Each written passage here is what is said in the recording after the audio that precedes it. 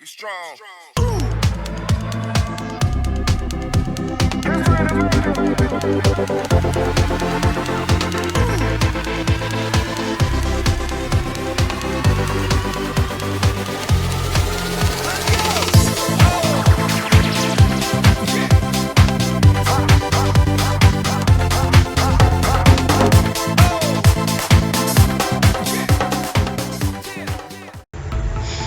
Assalamualaikum warahmatullahi wabarakatuh. Okay, my student, bertemu lagi dengan saya Mr. Miftah Farid, and today we will continue for our lesson about English subject in chapter 6, of course. Okay, let's see. Chapter 6, the title is Makahia. Nah, sebelumnya mungkin masih bingung nih. Pada bab ke-6 ini judulnya adalah Makahia. Makahia ini mungkin ada yang tahu, ada yang juga belum tahu. Nah, sebelum kita lanjutkan apa itu Makahia, jangan lupa open page number 35. Silakan dibuka halaman 35. Di sini kita akan mulai mempelajari apa itu sebenarnya Makahia. Okay, let's see. 36 halaman 36. The title is narrative text. Di sini kita akan fokus pada legend. Nah, ada yang tahu apa itu narrative text? Oke, di sini sebenarnya sudah ada definisinya. Cuma sebelum kita membaca definisi, mungkin kalian masih ingat tentang definisi dari narrative text. Ya, narrative text ini adalah teks yang berhubungan dengan cerita yang sifatnya menghibur, yang mana kejadiannya ini tidak pernah benar-benar terjadi atau hanya sebagai mitos atau cerita belaka. Nah, bisa kita lihat di definisinya. According to G.A. Cudden, a legend is a story of narrative text lies somewhere between myths and historical fact, and which as a rule is about a particular figure or person. Berdasarkan pendapat J.A. Cudden, legenda adalah sebuah cerita naratif yang mana cerita tersebut membentuk antara kepercayaan dan juga kisah bersejarah, yang mana kisahnya tersebut berhubungan dengan particular figure or person, yaitu berhubungan dengan sosok tertentu ataupun seseorang. Jadi di sini ada kisah yang mana kisah tersebut dianggap sesuatu yang mitos, kepercayaan, yang mana kejadiannya tersebut seperti sejarah.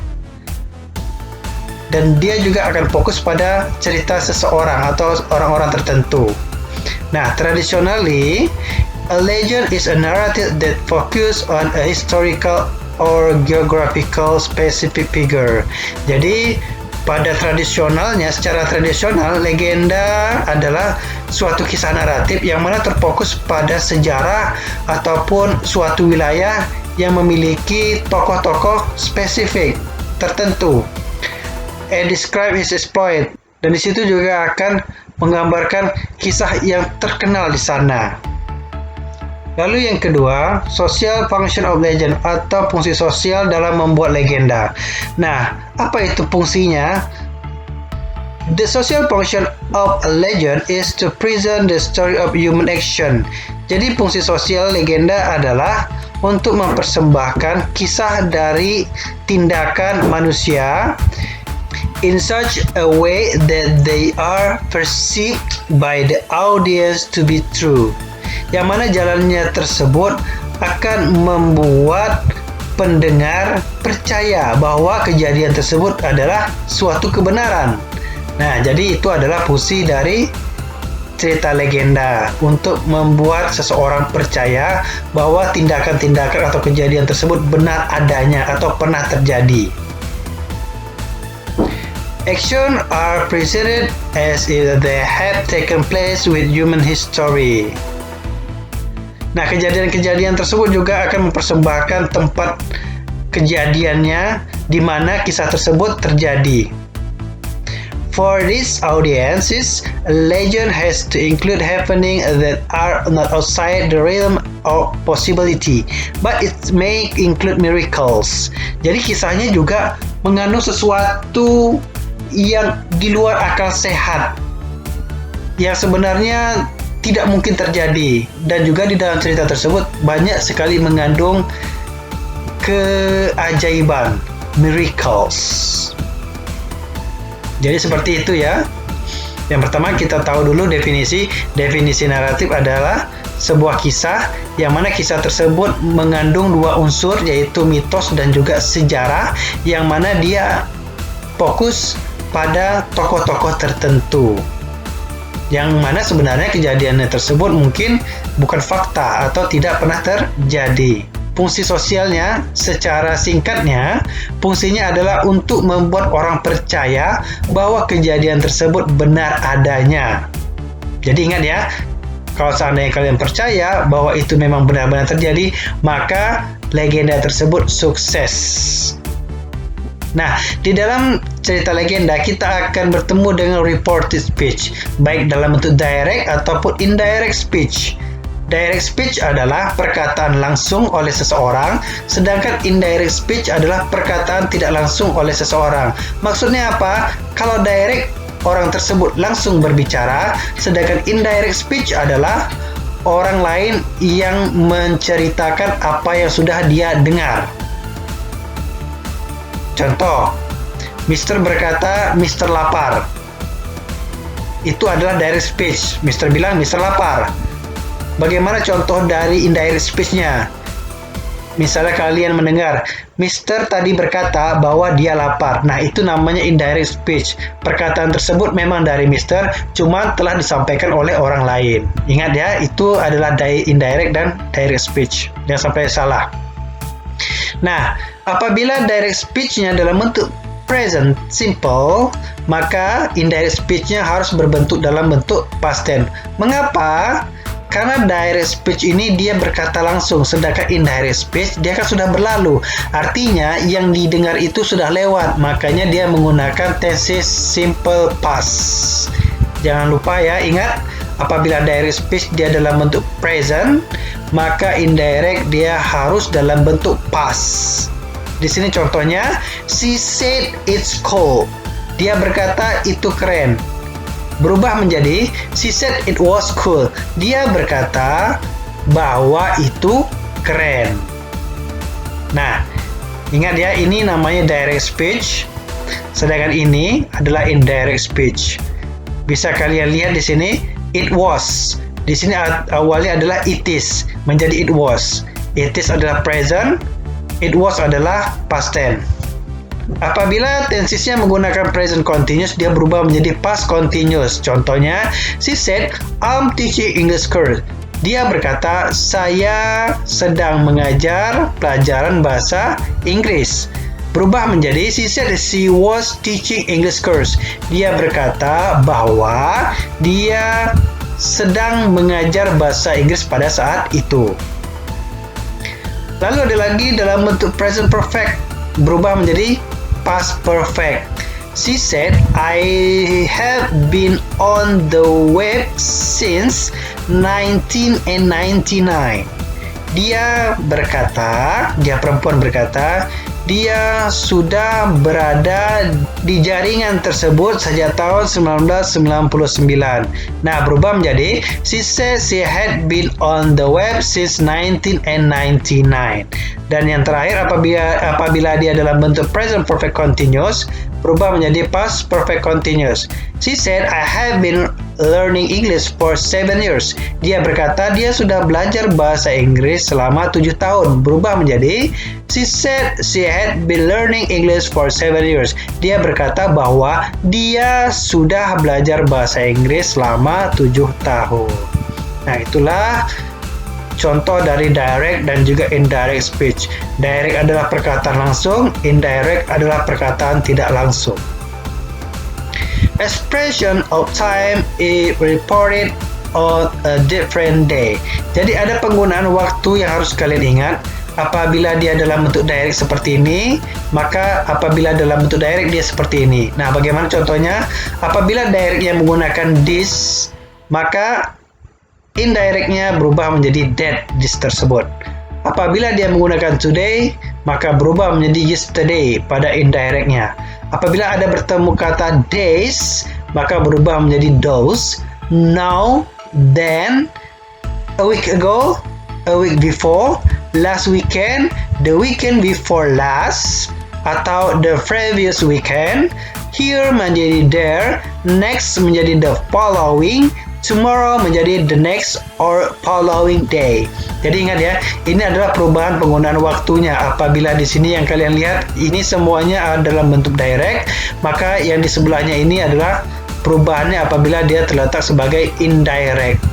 Nah, berdasarkan cerita yang sudah kita bahas atau materi yang kita sudah bahas, jadi menurut Mister, Makahia ini adalah judul dari kisah legenda, yang mana arti dari Makahia ini sendiri adalah Putri Malu. Nah, untuk kisahnya mungkin bisa dicari di Google ya, bagaimana kisah legendanya. Dan kebetulan Mister juga belum tahu kisahnya seperti apa. Sekarang kita lanjutkan ke materi selanjutnya, yaitu chapter 7.